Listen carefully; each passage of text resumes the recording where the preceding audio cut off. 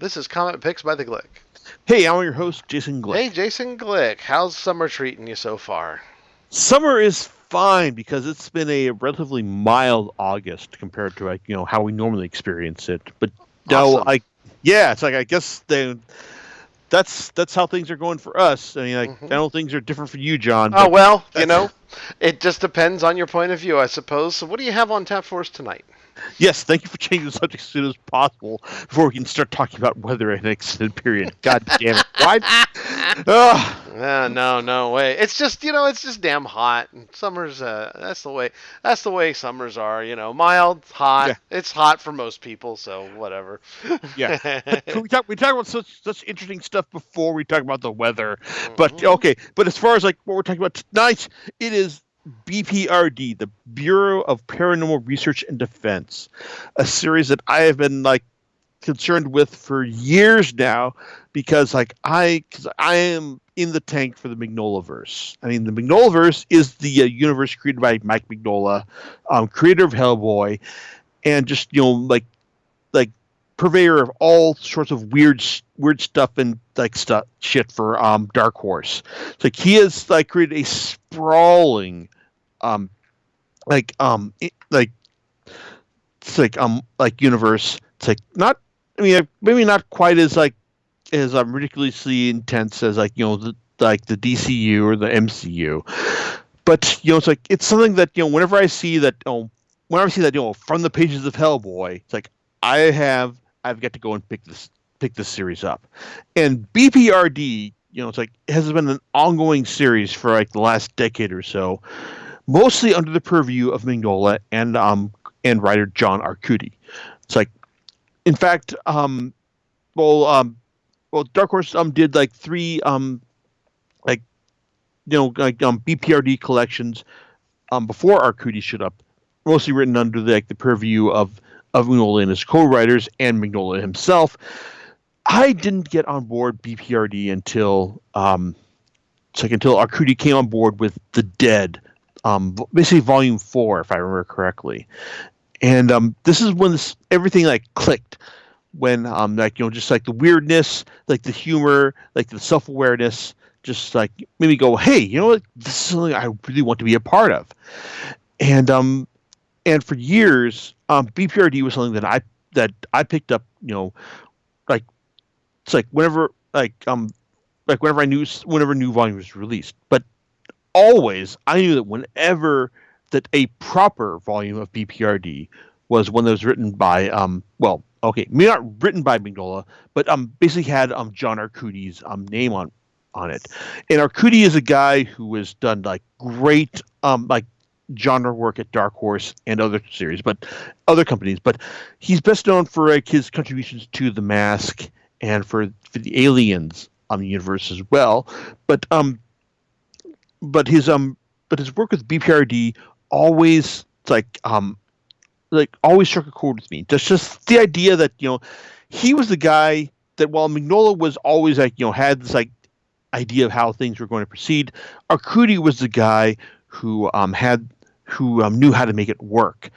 Just the fact that he would like he would he that there was this air of even if like Milovic has air of self seriousness before Arcudi showed up.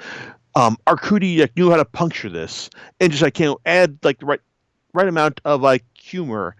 It's like to this, and it's like like characters like like Benjamin Daimyo, like the it's like the military guy who joined up with the BPRD, but like, he wasn't like like the whole like, oh, it's like I'm military, I'm like, I know how things should go, and it's like you should follow what I'm going to say.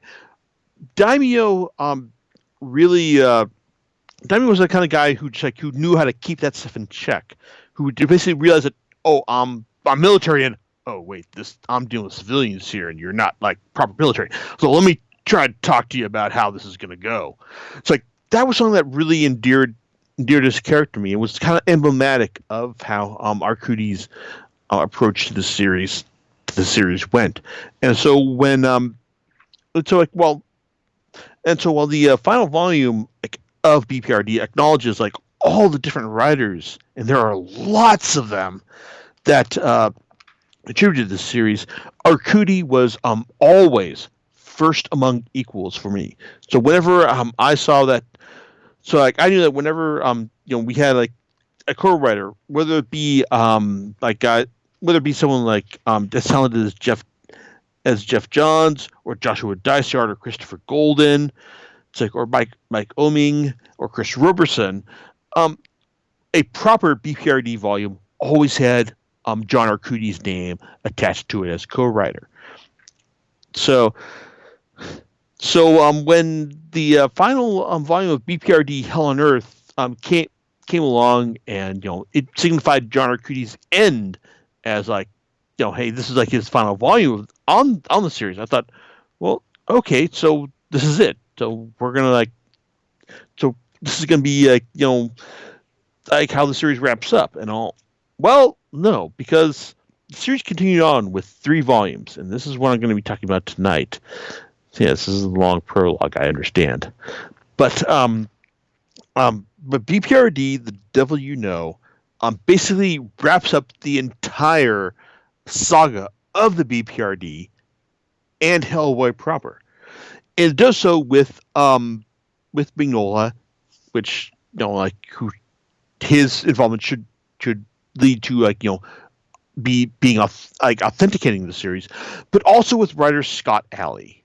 Now, okay, I don't quite want to dig into Scott Alley's personal problems, such as his reputation as Bitey the Clown, in his like long history of alcohol problems, but the thing is like disregarding his issues personally, let's look at his work with Mignola on Abe Sapien, and that for me was kind of always like a B tier Mignolaverse title. It's like even if Mignola had a clear vision of how that series was meant to play out, the way it actually did just kind of felt like okay, fairly self-serious and only occasionally self-aware, and only and even less so when it came to using humor to puncture its self-seriousness. Probably the biggest failing of Abe Sapien was the fact that its use of Gustav Strobel as its big bad, and then like showing him like suffer all these indignities over the course of its 25 issue run, and then at the end it's like like have him be like the big bad who tries to punch Abe Sapien to assume the it's like the role of, hey, I'm the guy who's gonna like show the future of the ascendance of man, and not the fact that oh well it's like Strobel was just kind of like he had an idea of what he was entitled to, but it's like the actuality of this was just far worse and not something he could actually contain.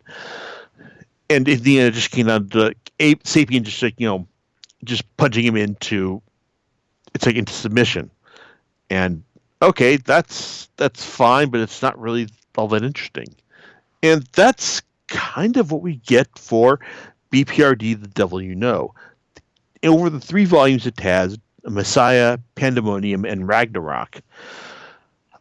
It's okay. It's like the overall wrap up of the series is fine. It's like it's fine because it adheres to the setup or the final end that Mignola has been like flagging for like years in B.P.R.D. proper and Hellboy itself. So, but the thing is like it's like after, even though like the end of B.P.R.D. Hell on Earth set up the basically set up a nice ending. It's like for Arcudi's exit from the series. These 3 volumes basically set up a kind of a fairly morose, straightforward, and competent end to the Hellboy saga proper. I mean, it's if you've been reading all of B.P.R.D. to this point, there is no reason you should not pick up these volumes because they basically tell you how this series is going to end. And but the thing is, like the way the series ends is kind of how they've been telling you over the last couple of years because like they've been like we've been told in the pages of BPRD series that the age of man is over and that something else is going to take its place, and that whatever else awaits man, it's gonna end. It's like like whatever like age saga of man ends after this. It's like they're just gonna have to like take the best of them, and it's gonna survive somehow. So we find out how that is going to end in these series, and well, it's like and the saga of Messiah, Pandemonium, and Ragnarok basically is kind of very morose and not really kind of like fun, really. One of the things that kind of defined Hellboy is kind of like he's the kind of guy who it's like who when when people tell him that hey you're the these beast of the apocalypse, you're gonna destroy the world, like he'll was like screw you, punch, and he's gonna like nail these guys for telling him that. And these volumes just don't really engage with that. It's like it's kind of like a very it's like I keep saying morose, and that's always kind of depressing. But just the kind of the idea that like hey the best efforts of the BPRD have failed, and their efforts in the previous series had just only served to hasten this. It's like this end of the Age of Man, specifically with Varvara, who Varvara, she is the cute child like demon like who it's like who the only and she's a cute child demon character who was entrapped by the Russian agency of the Russian opposite side of the BPRD. And it's like I liked when she was entrapped by them because it's like I never liked her as much as Mignola and his other creators like seem to think, because she is just like smug and just like self superior in her it's like in her mindset. And and like when it was eventually revealed that that Russian director Nichaiko had had cornered her, it's like then I thought, okay, great, like now she's gonna suffer. And it's like I kind of fully appreciate her like that. But then when the final volumes of BPRD revealed that like Nichaiko had to set her free in order to save the world, well, these volumes of The Devil basically show you what happens when she finally gets to run things, and it's not all that interesting. It's like she's just doing her same same self superior smug, leading the leading the demons and the remnants of Rasputin's not German Nazi employees to their destiny. And it's like, oh, god damn it, it's like okay, maybe you liked or were impressed by Varvara as much as Mignola and his other creators were. I was not. It's like she was only interesting when she was being in that jar that Nichaiko had put her in. And then when we find out that what her actual role in the series is at the end of Volume 2, Pandemonium, it's kind of like, okay, that's kind of interesting. But it's only kind of interesting in the sense that now she's dead and now she's unleashed the real evil, which is Rasputin. And you think that, hey, Rasputin, he's one of the big bads of the series. So, hey, that should be kind of interesting, as far as framing him for the final conflict. And no, it's not. it's like setting up Rasputin as the big bad is ostensibly a good idea. I mean, you look at that final cover of the final volume of B.P.R.D. the WO, and you see Hellboy standing in front of Rasputin, and it's like, all right, like, shit's gonna get real, and it's like, no. It's like, in fact, the fact that Hellboy does come back in the pages of the WO, it's like, it feels unsatisfying, really. I mean, when I picked the second volume of the Hellboy in Hell. It's when the best of the year reads, because it's like that kind of felt like a really solid end to his story when he it's like when he so not just when he doesn't kill the after he's killed the devil, but when he's also just destroyed like Hell's hierarchy as well. That felt like a really solid end to his story. Bringing him back here, especially in this morose, it's like, hey, I'm back, and I'm still like I'm in hell. It's like story. It just doesn't have the same spark or energy to it. It's like it just kind of feels like, okay, this should be something that's really important, but it doesn't like have the same energy to it as well. Even in the end, when I won't say what happens in the end, but okay, as far as the end goes, okay, it's like there's a fight between Hellboy and Rasputin, and it goes fine, and then we find out that it's like as we found out, as has been like said throughout the course of the series, like the Age of Man is over, and now something else is going to take its place, and it does. That's what happens.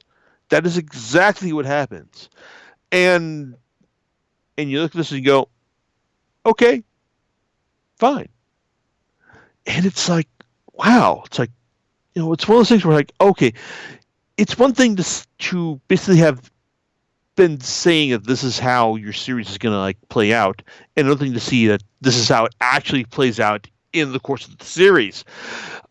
There is another Dark Horse series, adopted Dark Horse series, Rex Mundi, which I enjoyed for a while, and the final volume basically just played out exactly as it said it would, and I thought, okay, that's cool, and that's kind of the feeling I get with these last volumes of the Devil You Know.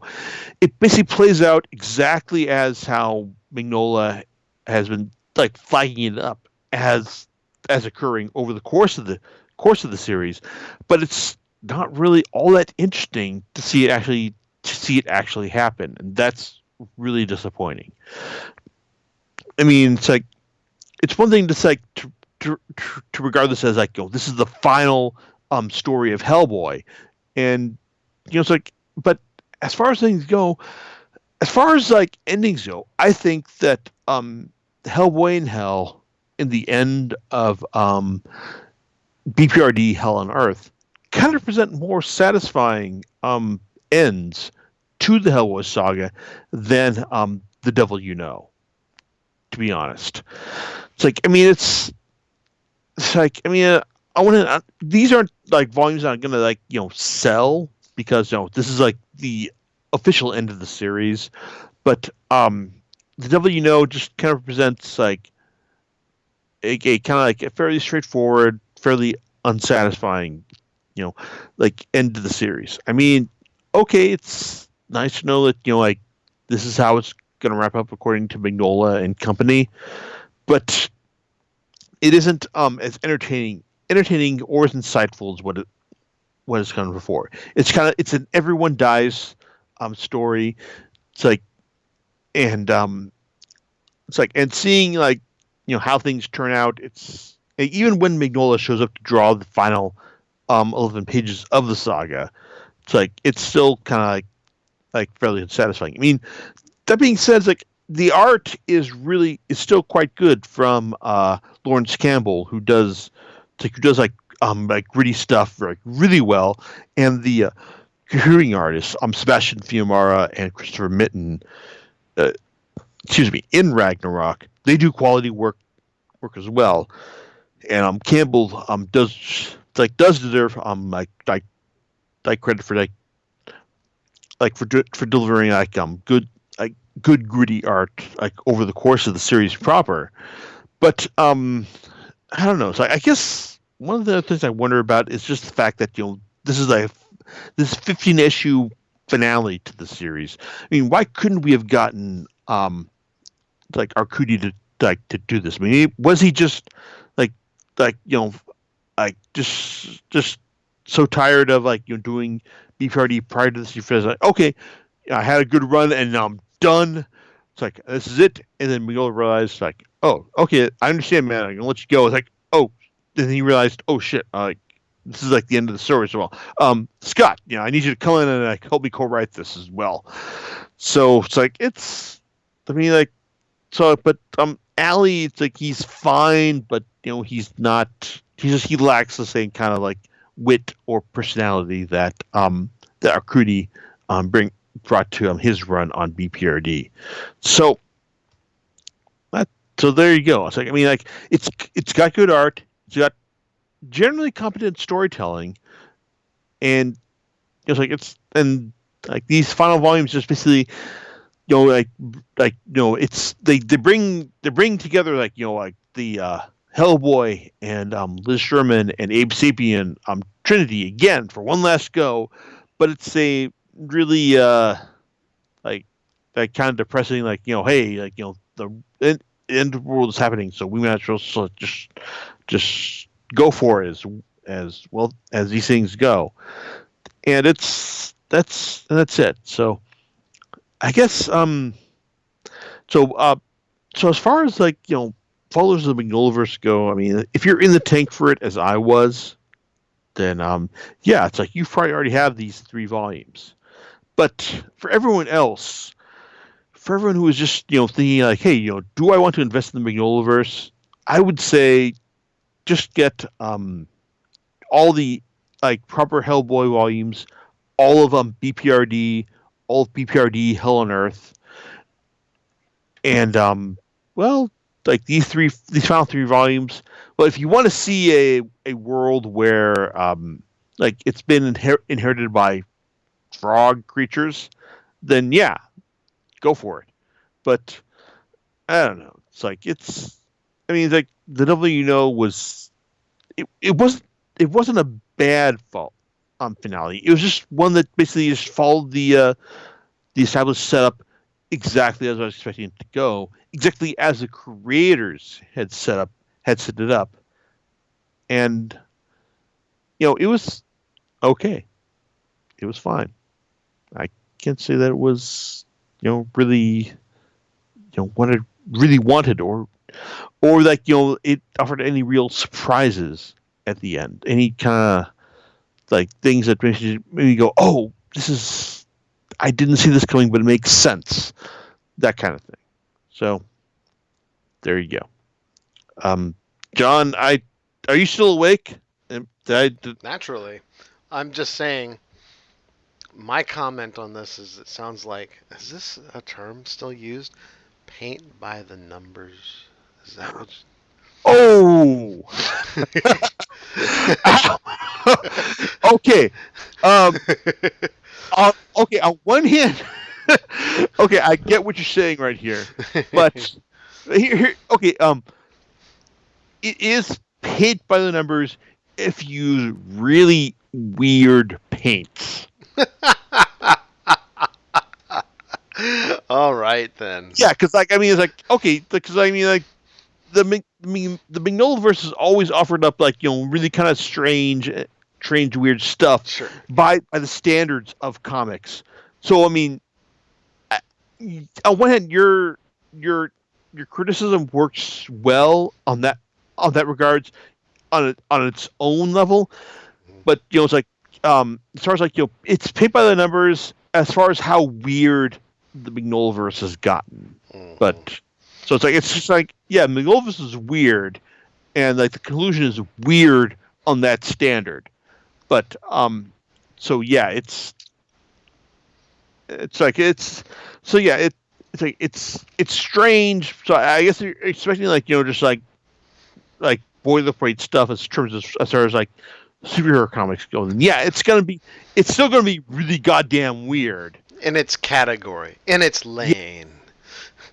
yeah. Hmm. So it's like like the Magnolia committed itself to a really strange and weird outcome, and that's what we get here.